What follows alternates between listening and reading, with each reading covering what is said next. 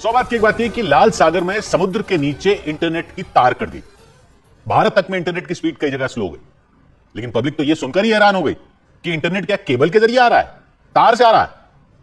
Public ये तो जानती है कि इसके फोन पर या कंप्यूटर पर या टीवी में किस कंपनी का इंटरनेट कनेक्शन लगा है, लेकिन उस कंपनी में कहां से आ रहा है लोग ध्यान नहीं देते।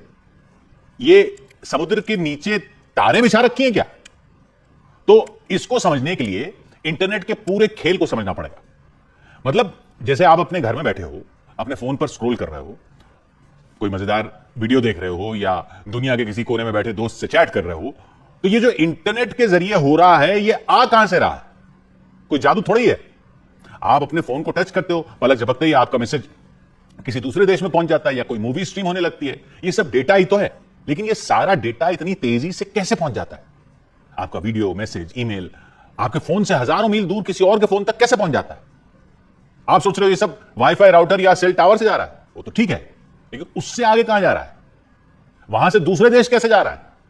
तो ये जो सिस्टम है ये समुद्र के नीचे बिछा हुआ है। समुद्र के नीचे तारें बिछी हुई हैं, अंडर सी। समुद्र के नीचे अंडर सी केबलें बिछी हुई हैं। इनके बिना इंटरनेट नहीं चल सकता। आप भारत में हो, आप अमेरिका में स्टोर किया हुआ कोई वीडियो देखना चाहते हो, वो वीडियो एक बड़े कंप्यूटर में स्टोर होता है जिसको कहते हैं सर्वर। ये सर्वर समझ लो कि एक बहुत बड़ी लाइब्रेरी की तरह होता है जिसमें अरबों वीडियो पड़े हुए हैं, फोटो पड़ी हुई है, वेबसाइट है तरह तरह की। जब आप प्ले का बटन दबाते हो तो आपका फोन सर्वर को बोलता है कि भाई वो वीडियो भेजो, यहां चलाना है। लेकिन ये संदेश दुनिया के उस पार तक कैसे पहुंचता है? हवा में तैरता हो जाता है कि आपके फोन का संदेश, या सैटेलाइट में जाता है? नहीं, ये जाता है समुद्र में बिछी हुई तारों के जरिए, अंडर सी केबलों के जरिए बिजली की तेजी से ये सर्वर तक पहुंचता है। जब आप इंटरनेट चलाते हो तो आपका फोन या कंप्यूटर एक लोकल नेटवर्क से जुड़ा होता है।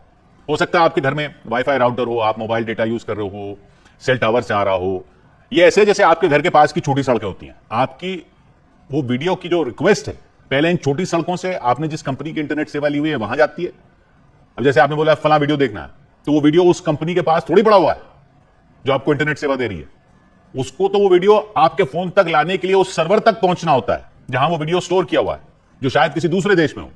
इसके लिए वो आपकी रिक्वेस्ट को दुनिया भर में फैली हुई केबलों के बड़े जाल के जरिए भेजता है। इनमें ज्यादातर तारे समुद्र के नीचे बिछी हैं। इन केबलों को आप डेटा ले जाने वाले बड़े बड़े पाइप समझ लो। बस इनमें पानी की जगह डेटा बहता है, ये मान लो। ये तारे मोटी तारे नहीं होती, सर के बाल से भी महीन होती हैं, सर के बाल से भी महीन। Optical fibre. बिजली की तारों में तो करंट जाता है, इनमें करंट नहीं जाता है।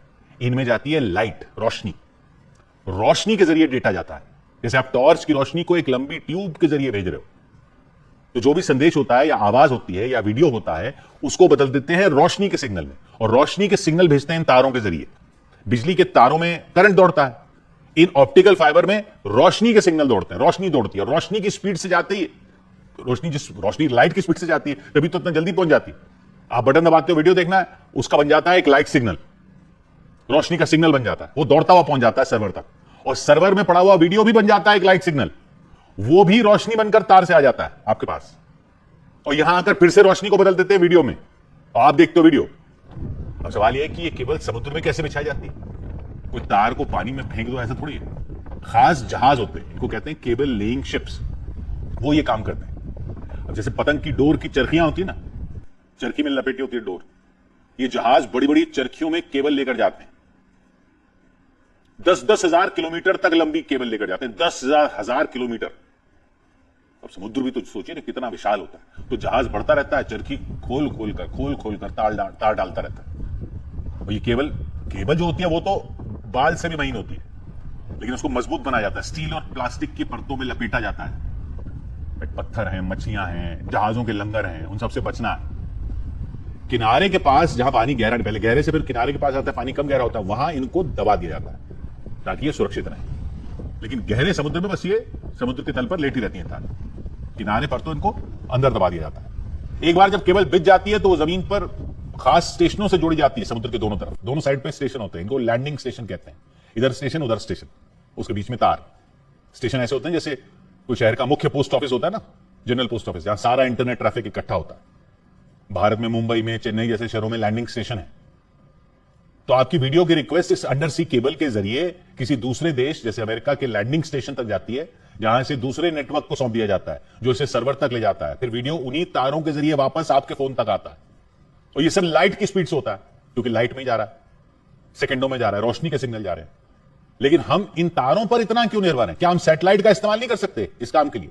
तो वो ऐसा है कि सैटेलाइट कुछ चीजों के लिए तो अच्छी होती है, जैसे जीपीएस, टीवी सिग्नल भेजने के लिए, लेकिन इंटरनेट डेटा के लिए वो तारों से स्लो होती है। सैटेलाइट तक डेटा भेजने और वापस आने में टाइम ज्यादा लगता है, ऊपर जाता वापस आता है, और उतना डेटा हैंडल भी नहीं कर सकती जितना केबल कर सकती है। हालांकि एलॉन मस्क की कंपनी है स्टारलिंक, वो और भी कुछ कंपनी है, वो सैटेलाइट इंटरनेट के काम में लगी हुई है। लेकिन अभी की जो सिचुएशन है वो ये है कि दुनिया भर में जो इंटरनेट चलता है उसका 99% समुद्र के नीचे बिछी तारों के जाल से चलता है। तो अगर इंटरनेट एक हाईवे है तो सैटेलाइट छोटी सड़कें अभी जिनमें स्पीड की लिमिट है, जबकि undersea cable expressway जैसा है बिना लिमिट के। अब सवाल यह कि तब क्या जब ये केबल टूट जाए, जैसा क्या हुआ लाल सागर के नीचे केबल कट गई। वैसे तो केबल बहुत मजबूत होती लेकिन फिर भी कट सकती है। कभी कभी किसी जहाज का लंगर गलती से केबल को खींच लेता है, भूकंप आ जाते हैं समुद्र के तल में, वो हिला देते हैं। कोई जानबूझकर भी नहीं काट सकता है, हालांकि ये साबित करना मुश्किल है, लेकिन ये भी हो सकता है। जब कोई केबल कटती है तो ये ऐसा है जैसे कोई बड़ा हाईवे ब्लॉक हो गया। इंटरनेट पूरी तरह बंद नहीं होता क्योंकि कंपनियां दूसरी केबलों के जरिए डेटा को ले जाती हैं। जैसे सड़क बंद होने पर साइड के रास्ते से निकल जाते हैं, लेकिन यह करने से स्पीड कम हो जाती है, इंटरनेट की स्पीड कम हो जाती है। भारत में इंटरनेट के साथ भी ऐसा ही हुआ। जो केबलें कटी, कौन सी, SMW4, IMEWE, वो डेटा के लिए बड़े एक्सप्रेसवे की तरह थी। जब वो कटी तो डेटा को दूसरी केबलों से भेजना पड़ा, जिससे देरी हुई। इन केबलों को ठीक करना भी बड़ा काम है। जब कोई केबल कटती है तो खास रिपेयर करने वाले जहाज भेजे जाते हैं, जो ढूंढते हैं कहां से केबल कटी है।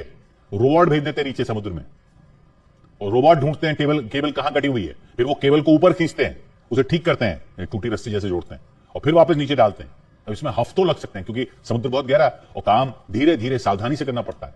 तो इस बार जो हुआ है वो ये कि लाल सागर में कई अंडर सी केबल जो है वो कट गई, जिससे भारत, पाकिस्तान, सऊदी अरब, यूएई, पश्चिम एशिया के कई हिस्सों में इंटरनेट धीमा हो गया। माइक्रोसॉफ्ट ने अपनी वेबसाइट पर बताया कि रेड सी में फाइबर केबलें कट गई। नेट ब्लॉक्स भी एक कंपनी है जो इंटरनेट की निगरानी करती है, उसने बताया ये सऊदी अरब के जिद्दा के पास हुआ है, और इसमें SMW4 और IMEWE केबल सिस्टम प्रभावित हुए। SMW4 यानी south east Asia, middle east, western Europe 4, ये SMW का, south east Asia, middle east, western Europe 4 number है केबलों के। इसको भारत की टाटा कम्युनिकेशंस चलाती है। फिर IMEWE यानी India, middle east, western Europe cable, इसको एल्केटेल ल्यूसेंट नाम की यूरोपीय कंपनियों का एक ग्रुप चलाता है। केबलों के नाम है, सब अपनी अपनी कंपनियां चलाती हैं, तार डाल रखे उन्होंने, लेकिन ये तारें कटी कैसे, ये अभी साफ नहीं है। कुछ लोगों को शक है कि ये यमन के हूथी विद्रोहियों का काम हो सकता है, जो लाल सागर में जहाजों पर हमले कर ही रहे हैं। तो वो उन्होंने ये किया हो ताकि इजराइल पर गाजा में जंग खत्म करने का दबाव डाल सकें। हालांकि हूथी विद्रोहियों ने पहले भी ऐसी हरकतों से इनकार किया। इस बार भी उन्होंने कहा कि उन्होंने तारें नहीं काटी, लेकिन 2024 में यमन की सरकार जो हूथियों के खिलाफ है, वो विद्रोह कर रहे हैं सरकार के खिलाफ, तो उस सरकार ने चेतावनी दी थी कि हूथी विद्रोही इन केबलों को निशाना बना सकते हैं। कुछ विशेषज्ञ कह रहे हैं कि शायद किसी जहाज का लंगर गलती से केबल से टकरा गया, क्योंकि ऐसा पहले भी हो चुका है। फरवरी 2024 में लाल सागर में एक जहाज था रूबीमार, वो डूब गया था। उसका लंगर समुद्र के तल में जब गिरा तो AAE1 और EIG ये केबलें थी, उनको नुकसान पहुंचा था। लेकिन इस बार का कारण अभी रहस्य है और जांच चल रही है। तो समझने की बात यह कि इंटरनेट को दुनिया भर में जोड़ने के लिए हजारों मील लंबी केबलें समुद्र के तल पर बिछी हुई हैं। इतनी सारी केबलें हैं, अगर इतनी सारी हैं कि अगर उन्हें सीधा करके बिछाया जाए ना तो धरती को कई बार लपेट दें, इतनी है। दुनिया में कितनी है? करीब 14 लाख किलोमीटर लंबी केबल बिछी हुई, 14 लाख किलोमीटर। और लाल सागर जैसे तेल के जहाजों के निकलने का चौक पॉइंट है, वहां से फंस जाते हैं जहाज, मतलब कि वो काफी जहाज निकलते हैं और संकरा रास्ता है। वैसे ही लाल सागर में अंडर सी केबलों का भी जाल है, उनका भी ये चौक पॉइंट है। ये एक ऐसी जगह है जहां कई केबल एक साथ इकट्ठा होती है, जैसे एक बड़े चौक पर कई एक्सप्रेसवे मिलते हैं। लाल सागर में 16 से ज्यादा बड़ी केबल गुजरती हैं जो एशिया और यूरोप को जोड़ती हैं, जैसे SMW4, IMEWE, AAE1, EIG। ये केबलें यहां से होकर मिस्र की जमीन पर आती हैं और फिर भूमध्य सागर के जरिए यूरोप तक जाती हैं। लेकिन लाल सागर में ही इतनी तारें क्यों डाली गई हैं? क्योंकि रास्ता छोटा भी पड़ता है और समुद्र यहां ज्यादा गहरा नहीं है, जिससे केबल बिछाना आसान हो जाता है। लेकिन यही इसकी कमजोरी भी है, क्योंकि यहां जहाजों का आना जाना बहुत है और लंगर या किसी हमले से केबलों को नुकसान भी हो सकता है। इसके अलावा अटलांटिक महासागर में, जो अमेरिका और यूरोप को जोड़ता है, ढेर सारी केबलें बिछी हैं। ये केबल न्यूयॉर्क, लंदन, पेरिस जैसे बड़े शहरों को जोड़ती हैं। एक मारिया केबल है जो माइक्रोसॉफ्ट और मेटा जैसी कंपनियों ने बिछाई हुई है। ये अमेरिका में वर्जीनिया से यूरोप में स्पेन तक जाती है। ये इतनी तेज है कि ये बैंकों और बिजनेस को 1 सेकंड में भी कम टाइम में डेटा भेजने में मदद करती है। मतलब अगर आप न्यूयॉर्क शेयर बाजार में एक शेयर खरीद रहे हो और वो ऑर्डर लंदन के स्टॉक एक्सचेंज तक पलक झपकते पहुंच जाता है, तो वो कैसे होता है? सब इन केबलों की वजह से होता है। पैसिफिक महासागर में भी बहुत सारी केबल हैं जो अमेरिका, जापान, ऑस्ट्रेलिया और एशिया को जोड़ती हैं। एक यूनिटी केबल है जो कैलिफोर्निया को जापान से जोड़ती है। उधर गूगल ने हाल ही में नई केबल बिछाने की घोषणा की है जो सिंगापुर और इंडोनेशिया को अमेरिका से जोड़ेंगी। ये वाला इलाका भी खास है क्योंकि यहां डेटा का बड़ा ट्रैफिक है। एशिया में साउथ चाइना सी और मलक्का स्ट्रेट भी बड़े चौक पॉइंट है। मलक्का स्ट्रेट जो सिंगापुर के पास है, एक तंग रास्ता है, यहां से कई केबल गुजरती हैं जो भारत, सिंगापुर और यूरोप को जोड़ती हैं। 2022 में AAE1 केबल यहां कट गई थी जिससे इथियोपिया और सोमालिया जैसे देशों में इंटरनेट लगभग ठप हो गया था। ये इलाके इसलिए खतरनाक है क्योंकि यहां बहुत सारे जहाज आते जाते हैं और केबलों को लंगर या प्राकृतिक आपदाओं से नुकसान हो सकता है। बाल्टिक सी में भी कई केबल हैं जो फिनलैंड, स्वीडन और जर्मनी जैसे देशों को जोड़ती हैं। हाल ही में 2024 में यहां 2 केबल कट गई थी और लोगों को शक था कि यह रूस या चीन की हरकत हो सकती है। एक चीनी जहाज यीपेंग 3 उस इलाके में देखा गया था। यानी अब यह हाल है कि ये केबल भी किसी युद्ध में फंस सकती हैं कभी भी, क्योंकि इनके जरिए कई देशों की अर्थव्यवस्था पर चोट पहुंचाई जा सकती है। अफ्रीका के आसपास भी केबल बिछी हैं जैसे सीकॉम और पीस केबल जो केन्या, तंजानिया और दक्षिण अफ्रीका को यूरोप और एशिया से जोड़ती हैं। 2025 में पीस केबल भी लाल सागर में कट गई थी और इसका असर एशिया से अफ्रीका तक इंटरनेट पर पड़ा था। तो ये केबलों का महाजाल है। अगली बार जब इंटरनेट धीमा हो तो समझ जाना कि यह भी हो सकता है कहीं समुद्र के नीचे कोई केबल खराब हुई हो। आपकी सांस अटक जाती है ना अगर एक वीडियो रुक जाता है तो समुद्र के नीचे बिछी 14 लाख किलोमीटर की तारों में अटकी है दुनिया की सांसें।